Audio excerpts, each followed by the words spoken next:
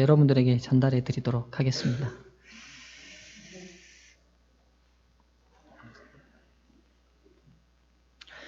예, 저희하고 전도회가 같은 기간에 진행이 되네요. 저희도 이제 다음 주 수요일부터 전도회가 진행이 됩니다. 우리 성도님들 그동안 합심해서 함께 기도해 주셔서 감사하고요.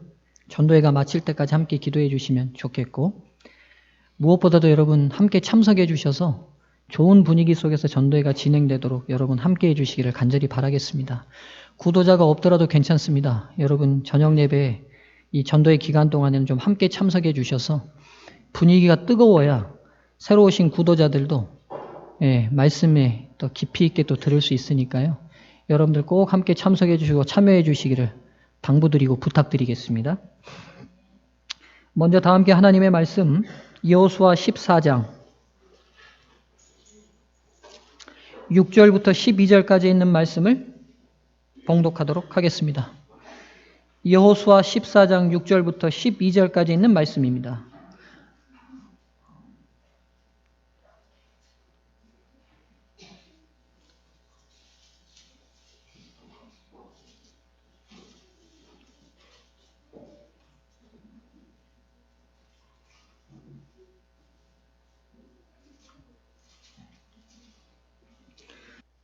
구약성경 341쪽 여호수아 14장 6절부터 12절까지 있는 말씀입니다.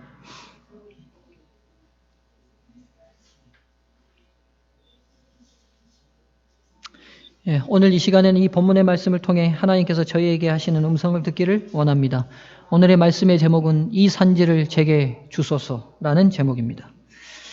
제가 봉독하겠습니다. 때에 유다 자손이 길갈에 있는 여호수아에게 나아오고 그니스 사람 여분네 아들 갈렙이 여호수아에게 말하되 여호와께서 가데스 바네아에서 나와 당신에게 대하여 하나님의 사람 모세에게 이르신 일을 당신이 아시는 바라. 내 나이 40에 여호와의 종 모세가 가데스 바네아에서 나를 보내어 이 땅을 정탐하게 하므로 내 마음에 성실한 대로 그에게 보고하였고 나와 함께 올라갔던 내 형제들은 백성의 간담을 높게 하였으나 나는 나의 하나님 여호와를 온전히 쫓았으므로 그날에 모세가 맹세하여 가로되 내가 나의 하나님 여호와를 온전히 쫓았은즉 내 발로 밟은 땅은 영영이 너와 내 자손의 기업이 되리라 하였나이다. 이제 보소서 여호와께서 이 말씀을 모세에게 이르신 때로부터 이스라엘이 광야에서 행한 지 45년 동안을 여호와께서 말씀하신 대로 나를 생존케 하셨나이다. 오늘날 내가 85세로 돼 모세가 나를 보내던 날과 같이 오늘날 오히려 강건하니 나의 힘이 그때나 이제나 일반이라 싸움에나 출입에 감당할 수 있사온즉 12절입니다. 그날에 여호와께서 말씀하신 이 산지를 내게 주소서. 당신도 그날에 들으셨거니와 그곳에는 아낙 사람이 있고 그 성읍들은 크고 견고할지라도 여호와께서 혹시 나와 함께 하시면 내가 필경 여호와의 말씀하신 대로 이들을 쫓아내리이다. 아멘. 여호수아 14장은 가나안 정복전쟁이 7년 정도 지난 후에 일어난 사건입니다. 가나안 정복전쟁이 7년 정도 지나고 나니까 이제 대항할 만한 강력한 세력들은 거의 다 정복이 되었습니다. 그래서 이제 각 지파별로 땅을 분배받고 그 지파가 나머지 잔당들은 정리할 수 있을 정도의 정복이 완성이 되자 이스라엘 12지파들이 모여서 땅을 제비 뽑아 땅을 분배하는 작업에 들어갑니다. 근데 어제도 제가 설교에 말씀드렸던 것처럼 12지파 중에 한 지파는 땅을 분배받지 않았어요. 어떤 지파죠? 레위 지파입니다. 레위 지파는 왜 땅을 분배받지 않았습니까? 제사장의 지파입니다. 제사장의 지파는 땅의 소산으로 먹고 사는 게 아니라 여호와가 그들의 분깃입니다. 무슨 말이냐? 11지파가 땅의 소산으로부터 얻어낸 열의 하나를 하나님의 것으로 돌려드리면 그 분깃이 제사장의 몫이 됩니다. 그래서 제가 어제도 설명드렸던 것처럼 저는 뭘로 먹고 살아요? 여호와의 분깃으로 먹고 삽니다. 다시 말씀드리지만 여러분의 11조로 먹는 게 아니라 여호와의 분깃으로 먹습니다. 여러분이 드리는 열의 하나는 하나님의 것입니다. 인정하시죠? 아멘이 약하네요. 더 정확히 말씀드리면 열의 열도 하나님의 것입니다. 그 중에 하나를 하나님의 것으로 인정하여 드리면서 그 분깃이 제가 먹고 사는 터전이 됩니다. 그래서 레위 지파는 어떤 사역도 할 수 없습니다. 오직 하나님의 일만을 하게 돼 있습니다. 나머지 이제 11지파가 그 중에 2지파 반은 이미 에덴 동쪽을 그 요단강 동쪽을 분배받았어요. 그래서 9지파 반만 제비를 뽑게 돼 있습니다. 근데 이 제비를 뽑으려고 하는 그 순간에 유다 지파의 대표자인 갈렙이 지도자인 여호수아에게 나와서 자기에게는 특별한 우선권이 있는 것을 요청합니다. 무슨 우선권이 있어요? 나는 이 제비 뽑기 전에 내가 원하는 땅을 찍으면 그 땅을 내 지파의 우선권으로 주시겠다고 누가 약속하셨다는 거예요? 여호와와 최고 지도자였던 모세가 약속했다는 거예요. 이 우선권을 주장해요. 그러니까 특별 분양권을 누가 받은 거예요? 이 갈렙이 받았어요. 그래서 그 분양권, 그 특별 우대권대로 어느 땅을 찍었어요. 그리고 그 땅은 나와 내 지파에게 달라고 요청합니다. 여러분 도대체 그러면 왜 이 갈렙이 이런 우선권을 받았느냐는 거예요. 모두 공평하게 제비보다 나눠야 되는데 이 갈렙은 왜 이런 우선권을 받았는지 45년 전의 사건으로 돌아가 볼 필요가 있는 것 같습니다. 45년 전에 무슨 일이 있었는지 민수기 13장으로 가보겠습니다. 민수기 13장입니다. 장로님 띄워주십시오.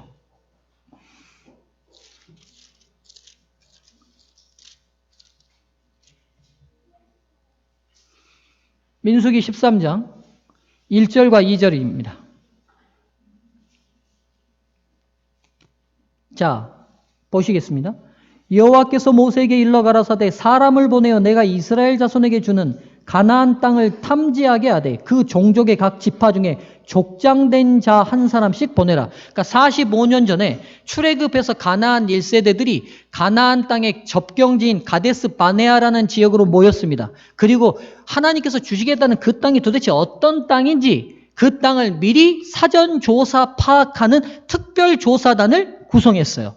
그걸 12지파 중에 한 명씩 대표자를 뽑았는데 지파의 지도자격에 있는 사람들을 뽑았습니다. 그래서 이 12명이 드디어 가나안 땅에 들어가서 40일 동안 그 지역의 전체 지리와 사람들과 문화를 사전 조사하게 됩니다. 12정탐꾼의 이야기죠. 그리고 그들이 40일이 다 마치고 난 다음에 드디어 돌아와서 백성들 전체 앞에서 조사 보고 대회가 열립니다. 그게 25절부터입니다. 자, 25절. 40일 동안에 땅을 탐지하기를 마치고 돌아와 바란 광야 가데스에 이르러 모세와 아론과 이스라엘 자손의 온 회중에게 나와 그들에게 회보하고 그 땅 실과를 보이고 모세에게 보고하여 가로되 보고 대회가 열렸어요.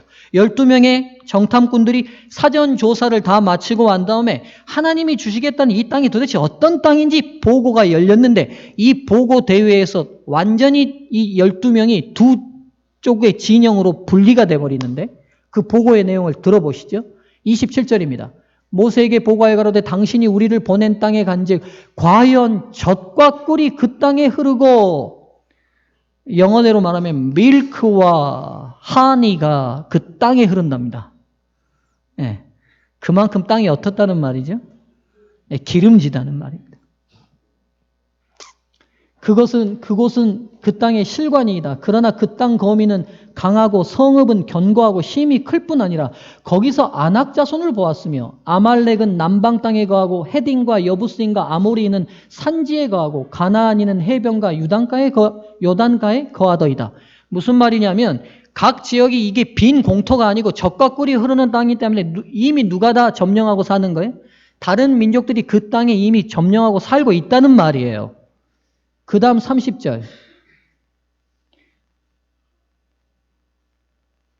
갈렙이 모세 앞에서 백성을 안돈시켜 가로되 우리가 곧 올라가서 그 땅을 취하자 능히 이기리다 하나 갈렙과 여호수아는 그 땅에 대한 사실적 보고를 하고 난 다음에 하나님의 약속대로 우리가 들어가면 이 땅 점령할 수 있다라고 얘기해요. 그렇다면 나머지 10명의 보고자들은 이렇게 얘기합니다. 그와 함께 올라갔던 사람들은 가로되 우리는 능히 올라가서 그 백성을 치지 못하리라. 그들은 우리보다 강하니라. 여기서 이 보고자들의 보고가 완전히 둘로 나뉘어버리는데 2명의 사람들은 그렇게 거민들이 다 있지만 점령할 수 있다. 반면에 10명의 사람들은 그들이 너무 강성해서 우리는 그 사람들 점령한다 못한다. 못한다는 거예요. 32절. 이스라엘 자손 앞에서 그 탐지한 땅을 악평하여 가로되 우리가 두루 다니며 탐지한 땅은 그 거민을 삼키는 땅이요 거기서 본 모든 백성은 신장이 장대한 자들이며 거기서 또 네피림 후손 아낙 자손 대장부들을 보았나니 우리는 스스로 보기에도 뭐 같으니? 메뚜기 같으니 그들의 보기에도 그와 같았을 것이니이다. 저보다 우리 교인 중에 더 큰 사람들이 있는데요. 우리 교인 중에 제일 키 큰 사람이 누굽니까? 남자 성도님들 중에. 홍보영 집사님? 제일 크신가요? 홍보영 집사님. 아무리 홍보영 집사님 커도 제가 저 앞에 서면 메뚜기 같겠습니까? 예? 근데 이 이스라엘의 10명의 정탐꾼들이 최종 보고를 뭐라고 하냐면 그 땅에 살고 있는 거민들과 우리의 신체적 조건을 비교하니까 우리는 그들이 뭐와 같다는 말이에요. 메뚜기 같다고. 점령할 수 있겠습니까? 못합니다. 그랬더니만 14절 보니까 온 회중이 소리내어 울며 탄식합니다. 그리고는 뭐라고 얘기하냐면 애굽에 묘쓸 자리가 없어서 우리를 이 광야 땅에서 죽게 하는 거라고 하나님께서 주시겠다는 그 약속을 믿지 못하고 전부 다 불신으로 돌아서 버려요. 그리고는 뭐라고 그러냐면 우리 다시 어디로 돌아가자? 애굽으로 돌아가자는 거예요. 애굽에서 뭐 했는데요? 종살이 했는데 다시 종이 되는 게 낫겠다는 거예요. 그때 갈렙과 여호수아가 옷을 찢고 그들의 믿음 없음을 바꿔보려고 몸부림치지만 끝내 이스라엘 백성 전체는 누구를 선택하냐면 이 보고자들 중에 10명의 보고자들을 선택합니다. 그리고 오직 2사람만이 아니다. 그들이 우리보다 아무리 강대하다 할지라도 우리와 함께 하시는 이는 더 강하시니까 가보자. 아무도 듣지 않아요. 그래서 하나님께서 뭐라고 선고하시냐면 이게 참 가슴 아픈데 너희들이 말한 대로 해주겠다고 합니다. 이스라엘 백성이 뭐라고 말했어요? 우리가 이 땅에서 다 죽겠다고 말했어요. 가나안 1세대들이요. 여러분 잘 기억하셔야 되는데 가나안 1세대들이 가나안을 못 들어간 이유는 하나님이 반역해서 기분 나빠서 안 들여보낸 게 아니라 그들이 스스로 뭐라고 생각한 거예요? 못 들어가겠다고 선택한 거예요. 못 들어가겠다고요. 그들이 그 말한 대로 됐어요. 반면에 들어가겠다는 2사람은요. 들어갔어요. 여러분 그래서 입으로라도 불신을 표현하는 것은 여러분 인생에서 결코 좋지 않다는 사실을 기억하셔야 합니다. 네. 희망을 얘기하셔야 해요. 소망을 얘기하셔야 돼요. 물론 뜬구름 같은 소망 얘기하지 마시고 성경에 약속된 보장을 믿고 얘기하세요. 우리 여러분 하늘 갈 수 있습니까? 예, 갑니다. 왜요? 하나님이 약속하셨습니다. 우리 구원 받습니까? 받았습니까? 받을 겁니까? 받을 수 있습니까? 예, 받았고 받을 수 있고 받습니다. 왜냐하면 하나님이 약속하셨습니다. 예. 여러분 예수님 닮을 수 있습니까? 이제 갈수록 대답이 약해지죠. 여러분 예수님 닮으실 수 있습니까? 예. 그래도 힘이 없어요. 아멘. 우리가 전형적인 재림교인이라고 그래요. 저도 그래요. 누가 저한테 물어보면 당신 예수님 닮았습니까? 닮을 수 있습니까? 물어보면 예라고 쉽게 대답하지 못할 거예요. 그런데 제가요. 그 순간 우리는 언제나 질문을 받으면 누구를 바라보기보다는 그 약속하신 하나님을 바라기보다는 내 자신을 바라봐요. 내가 이런 형편인데 어떻게 되겠어요? 아니요, 여러분. 하나님이 약속하셨으면 이루십니다. 이루십니다. 갈렙과 여호수아가 들어갔어요. 근데 이때 들어갈 때 이 2사람에게 그냥 주어진 특별한 특권이 뭐냐면 여호수아에게는 이렇게 믿음 있는 행동을 했음으로 인하여 모세 뒤를 잇는 지도자의 자리를 주셨고 갈렙에게는 특별히 이때 얻게 된 땅 분양권. 여러분들이 좋아하시는 아파트 분양권.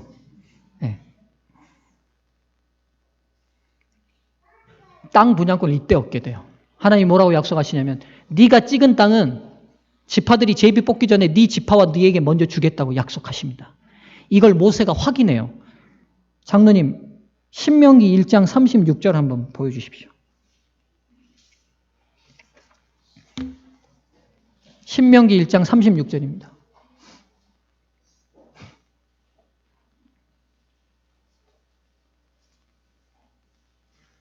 제일 아래입니다. 제가 읽습니다.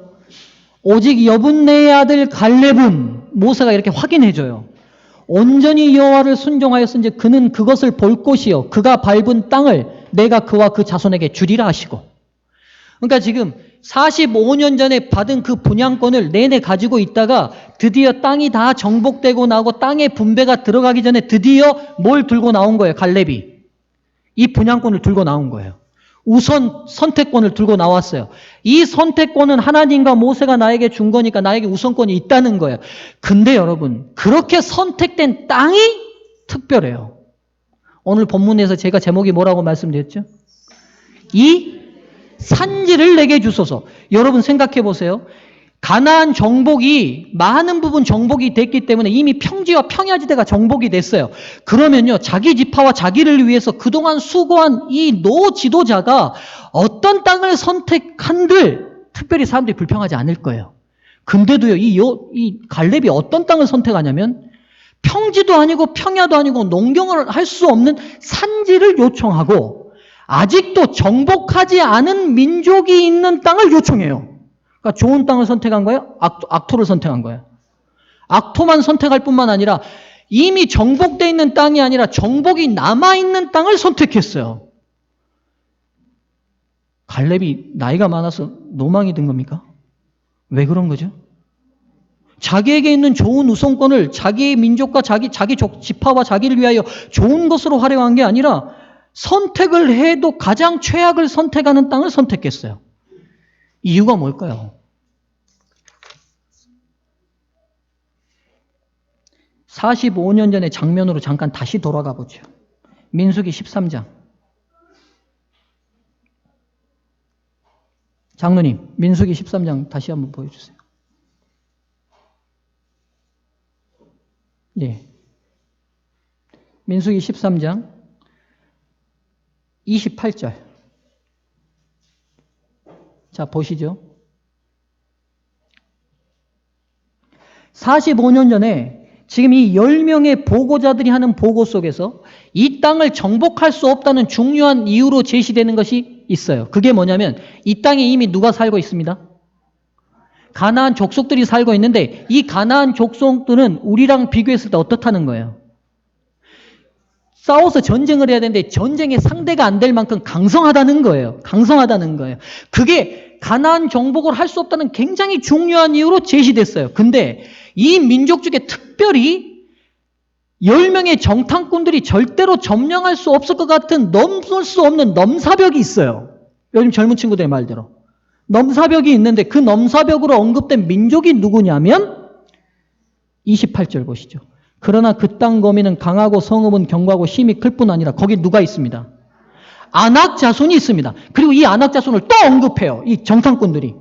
잠깐 내리시죠, 장로님. 32절.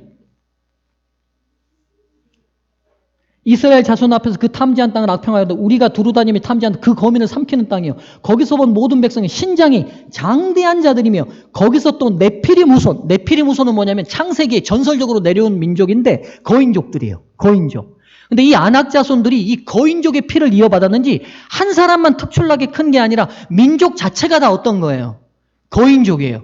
그러니까 45년 전에 이 10명의 정탐꾼이 결정적으로 가나안 땅을 정복 못하는 전제가 있는데 누구 존재 때문에 우리 점령 못한다?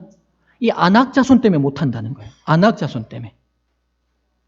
근데 갈렙이 45년 후에 우선권으로 주어진 땅 우선권을 선택할 때 누가 살고 있는 땅을 찍은 거예요? 아낙 자손이 살고 있는 땅을 찍은 거예요. 그리고 이 아낙 자손은 아직도 몰아냈어요? 못 몰아냈어요?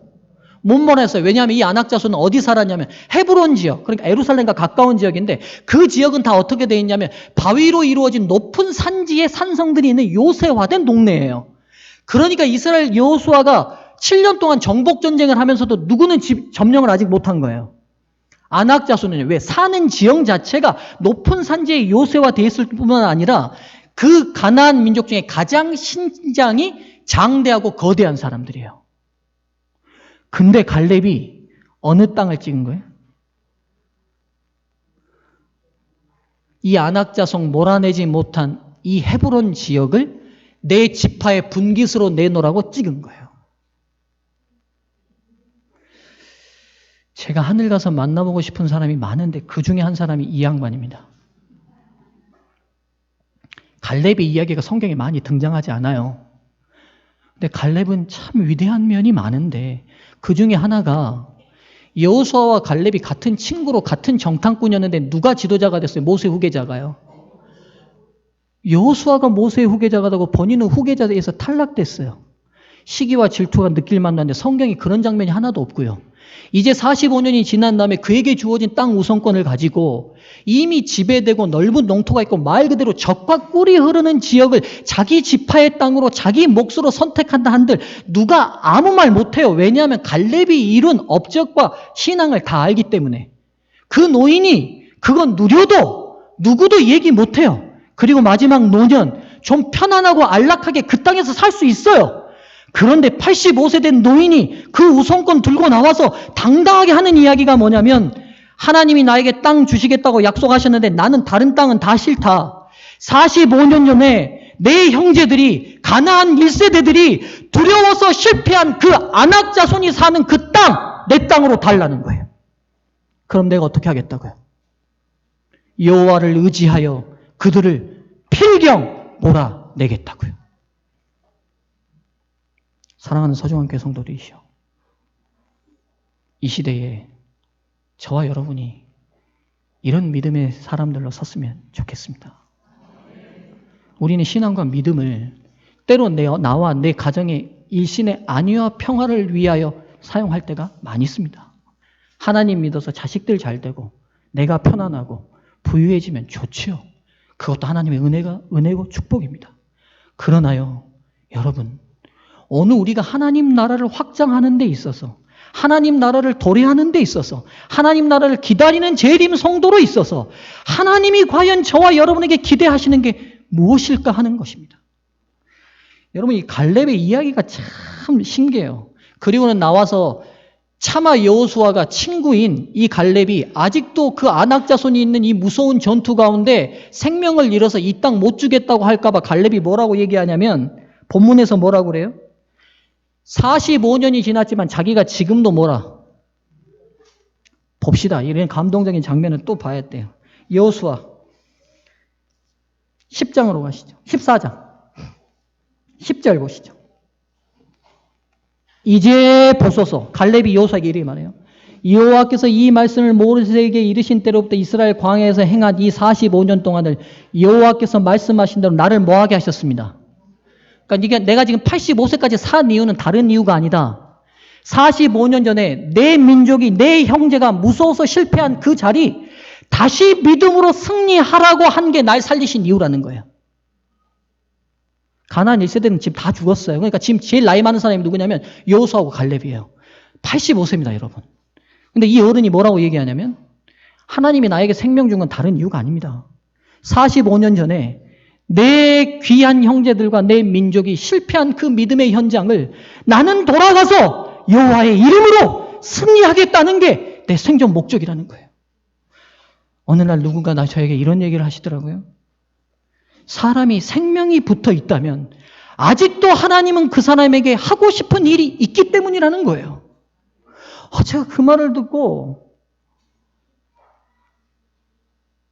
많은 생각을 하게 됐어요. 때로 우리 성도들 중에 지금 많이 아파서 요양병원에 계시고 아프신 분들이 있어요. 제가 그분들 방문할 때마다 마음 한편에 무슨 생각이 드냐면 하나님 이제 좀 편하게 저분들을 잠재우시면 좋지 않을까요? 입으로는 표현하지 않으면 마음에 가질 때가 있는데 제가 생각을 바꿨어요. 아니에요, 여러분. 생명이 붙어 있고 아무리 나이가 들고 아프셔서 요양병원에 신세를 져야 되는 분들이라 할지라도 하나님이 아직 생명을 허락하셨다면 주님은 그를 통하여 이루실 그분의 일이 있는 겁니다. 저와 여러분도 마찬가지입니다. 생명이 있다면 하나님은 저와 여러분을 통해서 이루실 일이 있으십니다. 그리고 이 갈렙이 또 하는 말 들어보십시오. 11절. 모세가 나를 보내던 날과 같이 오늘날 오히려 강건하니 40살 때보다 지금 85살 때 더 뭐하다고요? 아마 그 앞에서 팔굽혀펴기 있을지 몰라요. 여호수아 보시라고. 내가 45, 지금 85세인데 지금 그때보다 지금 내가 지금 더 건강 상태가 좋다고. 그리고는 뭐라고 얘기해요? 나의 힘이 그때나 이제나 일반이라. 싸움에나 추림에 감당할 수 있사온즉 85세 할아버지인데 칼 들고 나가서 뭐 할 수 있다고요? 싸울 수 있다는. 그날에 여호와께서 말씀하신 다른 땅은 다 싫어. 아직 점령 못하고 우리를 간담 서늘하게 해서 하나님 앞에 불신하게 했던 그 땅, 내 땅으로 내놓으시라는 거예요.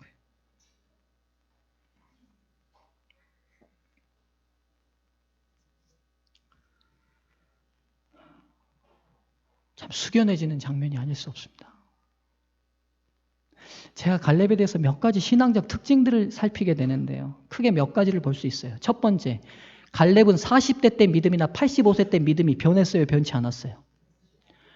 하나님이 만드신 모든 죄된 세상 가운데서는 적용받는 법칙이 하나 있는데 엔트로피 법칙이라는 법칙입니다. 이 물리학적인 법칙이 뭐냐면 모든 것은 시간이 지나면 무질서도가 증가한다는 거예요. 무슨 말이냐면 청소해놓고 나면 시간 지나면 어떻게 되죠? 어지러워져요. 녹슬지 않는 못 박아놓지만 시간 지나면 다 어떻게 됩니까? 녹슬어서 부식해요. 나무 썩어서 넘어지고 나면 시간 지나면 다 부식돼요. 그러니까 모든 하나님이 만드신 만물 가운데 있는 모든 생명체는, 그리고 생명뿐만 아니라 모든 물질 세계에 있는 것들은 시간이 지나면 무질서도, 즉 해체되게 돼 있어요. 근데 이 갈렙의 믿음은 엔트로피 법칙에 반대가 됐어요. 시간이 지났는데도 그의 믿음이 변함이 없어요. 두 번째, 이 사람의 믿음의 특징은요, 도전하는 신앙이에요. 그러니까 오늘 내가 여기까지 이루었으니까 됐다는 게 아니라 오늘도 할 일이 있으면 과감히 도전해요. 나이를 돌아봐야 안 돌아봐요. 상황을 돌아봐야 안 돌아봐요. 형편을 돌아봐야 아니에요. 하나님이 부르신 사명이라면 본인이 도전하는 거예요. 그러고 나니까 딱 떠오르는 찬미가 있어요. 저 높은 곳을 향하여, 저 높은 곳을 향하여 날마다 나아갑니다. 그 다음 세 번째 중요한 특징이 있는데, 오늘 갈렙이요, 왜 45년이 지났지만 아낙 자손의 그 땅을 꼭 점령하고 싶었을까요? 가나안 2세대 젊은 세대들에게 보여주고 싶었던 거예요. 뭘요? 하나님의 약속된 말씀을 믿고 나아가면 85세 어른도 아낙 자손 이길 수 있어. 이거 보여주고 싶었던 거예요. 그러니까 그의 삶이 공동체 전체의 믿음을 향상시키는 삶이었어요. 여러분, 오늘 우리가 함께하는 공동체의 믿음을 향상시키는 존재입니까? 아니면 있는 믿음까지도 함께 다운시키는 존재입니까? 제가 여러분의 믿음을 고양시키는 목사입니까? 아니면 여러분의 믿음을 다운시키는 목사입니까? 대답하지 마세요. 상처받으니까. 기대하기는 제가 많이 부족합니다만 제 부족한 목양을 통해서 저와 여러분 우리 모든 공동체의 믿음이 고양됐으면 좋겠어요. 갈렙과 같은 믿음이 저에게 있으면 좋겠어요. 오늘 제가 한 설교는 여러분에게 하는 설교이기 전에 저에게 하는 설교입니다. 변치 않는 믿음. 제가 지금 40대인데 60대고 80대고 85세가 돼도 제 신앙과 믿음이 그때보다 더 강건해졌으면 좋겠습니다. 여러분 그렇게 되기를 기대하지 않으십니까? 예. 여러분, 그리고 제가 나이가 많아도 도전하는 신앙인이면 좋겠어요. 저 높은 곳을 향하여 늘 나아갔으면 좋겠어요. 여러분, 그리고 제가 공동체 전체의 믿음을 향상시키는 신앙인이면 좋겠습니다. 여러분, 갈렙의 이름의 뜻이 뭔지 아세요? 개입니다. 개. 멍멍개. 그래서 본래 오늘 제가 설교 제목을 개 같은 인생이라고 하려고 그랬어요. 개예요. 근데요, 그냥 똥개가 아니라 진짜 충성된 개로 평생을 살았어요. 우리 사택 옆에 백호 있잖아요. 진돗개인데. 진짜 제가 개를 볼 때마다 제가 문만 열고 나오면 고개를 빼꼼히 들고 꼬리를 흔듭니다. 제가 밥을 줄 때는 안 줄 때는 아무 관심 없을 때 관계없어요. 문소리만 나면 제 쪽을 쳐다보고 꼬리를 흔들어요. 제가 새벽에 나와서 자고 있다가도 문소리가 나면 부르르 떨고 일어나서 기지개 펴고 저보고 꼬리를 흔들어요. 새벽에 또 들어오면 또 자고 있다가도 제 발소리가 들리면 또 일어나서 보고 고개를 보고 또 꼬리를 흔들어요.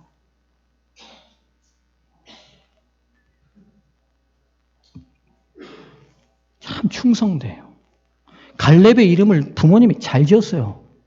진짜 충성된 개처럼 민족과 하나님께 유익한 인물로 살다 갔어요. 사랑하는 성도님들이시여, 주변의 형편과 처지가 어떻든 남이 어떻든 그것이 저와 여러분들의 신앙의 척도가 안 되기를 간절히 바랍니다. 오직 하나님이 저와 여러분에게 부여하신 은혜와 사랑만이 오직 하나님을 향한 여러분의 믿음과 척도가 됐으면 좋겠습니다. 갈렙이 주변 형편 처지 봤으면 이렇게 설 수 없었어요. 오직 하나님이 자신에게 부여하신 놀라운 사랑과 은혜대로 살다 보니까 남들이 하지 못하는 이런 일들을 그는 이루어내는 하나님의 도구가 되지 않았겠습니까? 이제 한 사람만 소개하고 제 설교를 정리하고 마치겠습니다. 미국의 휘튼 대학이라는 유명한 기독교 대학이 있는데 1970년대 이 대학을 졸업하는 5명의 젊은 청년들이 있었어요. 이 청년 중에 한 사람이 짐 엘리엇이라는 청년입니다.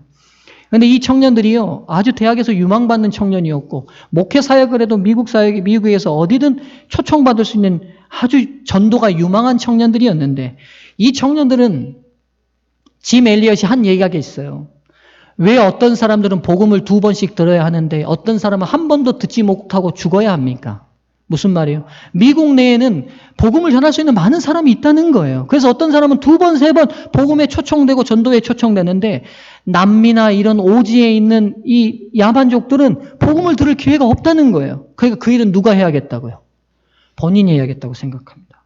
그리고는 어떻게 하냐면 에콰도르에다 선교본부를 차리고 이 젊은이들이 전부 다 돌아가서 선교를 해요. 그러다가 아직도 일반인들과 접촉을 못하는 한 부족을 발견하는데 이 부족 이름이 아우카라는 부족이에요. 근데 이 부족은 주변 같은 에콰도르 부족들도 두려워서 잘 교제를 안 하는 부족인데 왜냐하면 외부인 남자가 들어오면 무조건 죽여서 내보내는 풍습을 가진 민족이에요. 그러다 보니까 1970년대까지 아직 외부의 이 부족들이 공개되지 않은 거예요.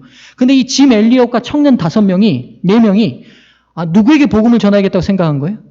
이 아우카 부족에게 복음을 전하겠다고 생각하고 사전 조사를 다 끝냈어요. 그리고 난 다음에 선교 비행기를 준비해가지고 아우카 부족이 살고 있는 밀림 위를 날아다니면서 그들에게 필요한 의약품과 약품과 식품들과 먹을 것들을 이렇게 내려줬어요. 그리고 가까운 근교에다가 선교 본부를 차렸습니다. 점점 이 사람들이 관심을 보이는 것 같아요. 그런데요, 문제가 생겼어요. 선교 본부로부터 연락이 일주일째 되지 않아요. 선교 본부가 무슨 일이 생겼다고 생각하고 본부가 이들의 베이스 캠프를 가봤더니만 다 비어있고 난장판이 돼 있어요. 그래서 강을 따라 수색을 해봤더니만 이 젊은이가 도끼와 창에 찔려서 5명이 다 죽어 있는 거예요. 아우카 부족이 마음을 놓게 한 다음에 접근해서 창으로 도끼로 다 찔러 죽인 거예요. 이 이야기가 여기서 끝났으면 제가 말씀을 안 드리겠죠. 이 일이 1970년대 미국 사회에 엄청난 문제를 일으켜요. 왜 이렇게, 그리고 그 당시 라이프지가 10페이지에 걸친 장장 기사를 실으면서 그 제목을 뭐라고 붙였냐면 이 얼마나 큰 낭비인가라고 붙였어요. 낭비다 이건. 근데 여러분, 이 짐 엘리엇의 아내가 그 당시 뱃속에 유복자 아이가 하나 있었는데 이 아이를 출산하고 난 다음에 간호사 교육을 받고 난 다음에 5년 뒤에 이 아우카 부족에게 선교하러 들어가요. 부인이. 남편을 죽인 그 부족에게로 복음을 가지고 들어가요. 그리고 5년 동안 그들을 위하여 헌신적으로 봉사하는데 아우카 부족은 여인은 죽이지 않아요. 외부인 여인들. 5년 동안 선교가 한참 이루어지고 따뜻하게 하니까 이들이 마음을 열었어요. 그리고는 어느 날 이 추장이 5년의 봉사가 끝나고 난 날 이 추장이 이 짐 엘리엇의 부인 엘리자베스에게 물어요. 당신 도대체 누군데 우리한테 와서 이렇게 우리에게 사랑을 베풉니까? 근데 이 부인이 뭐라 그러면 내 남편이 당신들을 사랑했기 때문에 저도 그렇게 합니다 그래요. 그러니까 이 추장이 물어요. 당신 남편이 누군지 우리는 모릅니다. 도대체 누구요? 그랬더니만 10년 전 당신들이 창과 도끼로 죽인 사람이 제 남편입니다. 이 추장이 그 얘기를 듣고 난 다음에 어떻게 됐을까요? 놀라운 일이 그때부터 벌어지기 시작하는데 아우카 부족 전체가 복음을 받아들입니다. 그리고요, 거기서 멈추지 않아요. 수백 교수의 교회가 생겨가는데 그 교회 담임 목사로 누가 부임하냐면 짐 엘리야벳의 뱃속에 있었던 짐 엘리엇의 아들 그 유복자가 담임 목사로 부임하게 돼요. 놀라운 일은 여기서 끝나지 않아요. 그 짐 엘리엇과 청년들을 창으로 찔러 죽였던 그 아호카부족의 청년 중에 한 명이 나중에 목사가 되는데, 목사가 된 다음에 이 선교사들의 어린이들에게 침례를 베푸는 침례 목사가 돼요. 서로 죽이는 살인과 이 모든 것들이 그리스도의 복음으로 완전히 무너져 버려요. 여러분, 그리스도는 힘이 있으십니까? 맞습니다. 복음은 능력이 있습니까? 있습니다. 문제는 저와 여러분이 믿지 않아서 능력이 안 될 뿐입니다. 오늘 갈렙이 이렇게 아름다운 믿음으로 설 수 있었던 이유는 다른 게 아니라 변함없는 하나님의 약속을 본인의 것으로 선택하고 믿었기 때문입니다. 그 믿음이 갈렙을 위대한 전사로 세웠습니다. 사랑하는 성도님들이시여, 오늘 저와 여러분에게 갈렙과 같은 믿음이 선물되기를 간절히 바라며 말씀을 마치겠습니다.